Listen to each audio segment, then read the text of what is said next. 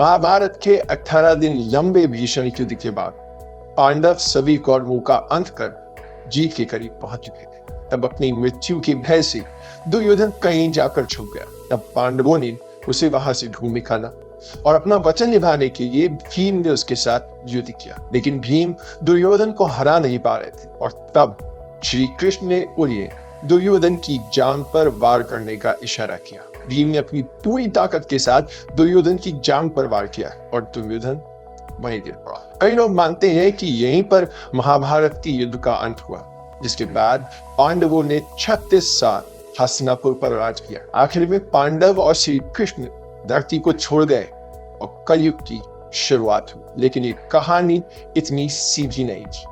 तुम मृत्यु को तरसोगे दुर्योधन, इस एक श्राप के कारण।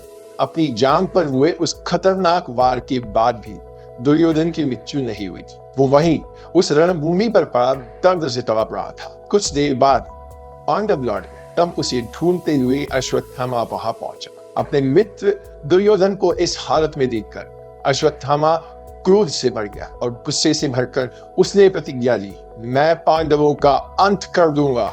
इतना कहकर वो पांडवों के शिविर की तरफ बढ़ गया। रात के अंधेरे में उसने वहां कोहराम मचा दिया और वहां सोई हर एक पांडव का सर काटकर दुर्योधन के पास आया और उन सभी सरों को दुर्योधन के सामने लाकर रख दिया।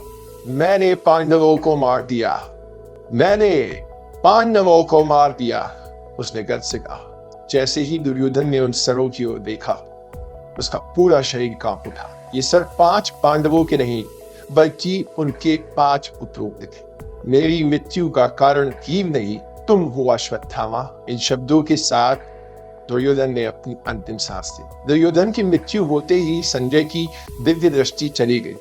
सूरज ढला और 18 दिन लंबा ये युद्ध समाप्त हो गया। कहते हैं धर्म के लिए महाभारत लड़ने के बाद भी पांडवों को स्वर्ग प्राप्त नहीं हुआ। लेकिन ऐसा कैसे हो सकता है?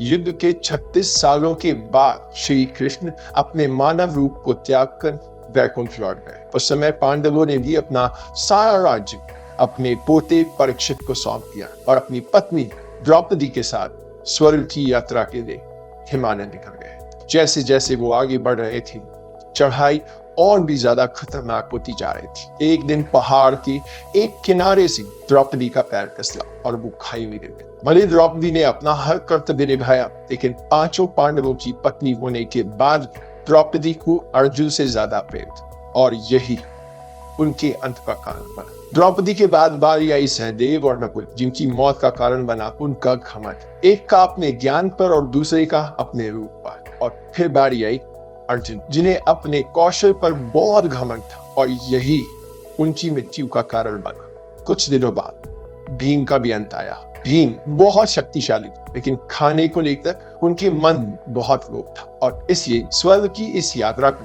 वो पूरा नहीं कर पाए। अब युधिष्ठिर अकेले ही अपनी यात्रा में आगे बढ़ने लगे। अपने जीवन में उन्होंने हर समय पर धर्म का पालन किया, जिस वजह से वो इस यात्रा को पूरा कर पाए। और इस प्रकार 5 पांडव में से केवल युधिष्ठिर ही थे जिन्हें स्वर्ग की प्राप्ति हुई। लेकिन पांडवों के अंत के साथ इस धरती पर एक नया रोग जन्म ले चुका था, जो इस संसार को अपने अंत की ओर ले जाने वाला था।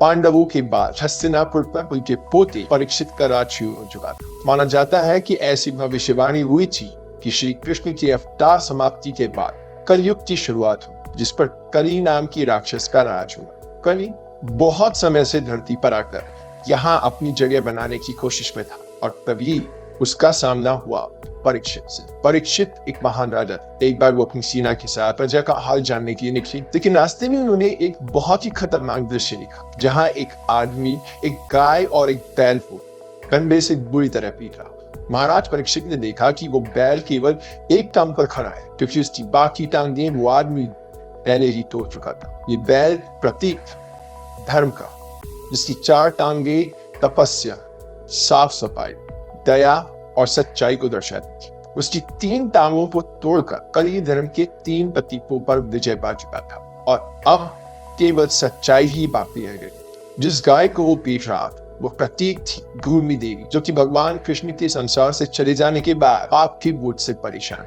परीक्षित समझ गए कि वो आदमी और कोई नहीं बल्कि कलियस्व, जो धर्म और पृथ्वी को मारकर पृथ्वी पर अपने अंधेरे के राज को फैलाने की कोशिश कर रहा है। परीक्षित ने अपनी तलवार उठाई और कली को मारने के लिए आगे बढ़े। ये देखते ही कली असुर उनके पैरों में गिर पड़ा। परीक्षित उसके बुरे इरादों को पूरी तरह जानते थे। उन्होंने उसे वहां से चले जाने को कहा, लेकिन कली असुर भी बहुत चालाक। वो परीक्षित के पैरों में गिर पड़ा और गिड़गिड़ाने लगा, मुझे बस यहाँ रहने की थोड़ी सी जगह दे दीजिए। तब बहुत सोचने के बाद परीक्षित ने उसे 5 जगहों पर रहने की अनुमति दे। जुआ, शराब, असभ्यता, हत्या और सोना। जहां भी ये चीजें होंगी, कली सिर्फ वही रह सकता। परीक्षित ने सोचा कि इस तरह दुनिया कली के प्रकोप से बच जाएगी, लेकिन कली धरती पर राज करने आया था, हर तरफ बुराई और अंधकार फैलाने आया था। जब परीक्षित ने उसे इन 5 जगहों पर रुकने की आज्ञा दी, शायद वो नहीं चाहते थे कि धीरे धीरे इन्हीं 5 चीजों से कली अपना प्रभाव बढ़ाएगा। उसने धरती पर अपने पैर फैलाने शुरू कर दिए और यहीं से आरंभ हुआ कली। परीक्षित ने कली को पूरे संसार में कहर मचाने से तो रोक दिया, लेकिन अपनी मृत्यु को नहीं रोक पाए। अपने ज्ञान और शक्ति के बावजूद भी राजा परीक्षित के जीवन के अंत का कारण बना उनका क्रोध। एक दिन जंगल में भटकते हुए राजा परीक्षित महर्षि समीर के आश्रम पहुंचे। ऋषि मुनि गहरे ध्यान में लीन थे और इसलिए उन्हें परीक्षित के वहां होने की कोई खबर नहीं। ऋषि समीर की इस नजरअंदाजी से क्रोधित होकर परीक्षित ने उनके गले में एक मरा हुआ सांप डाल दिया और वहां से चले गए। परीक्षित इस बात से बिल्कुल अनजान थे कि उनका ये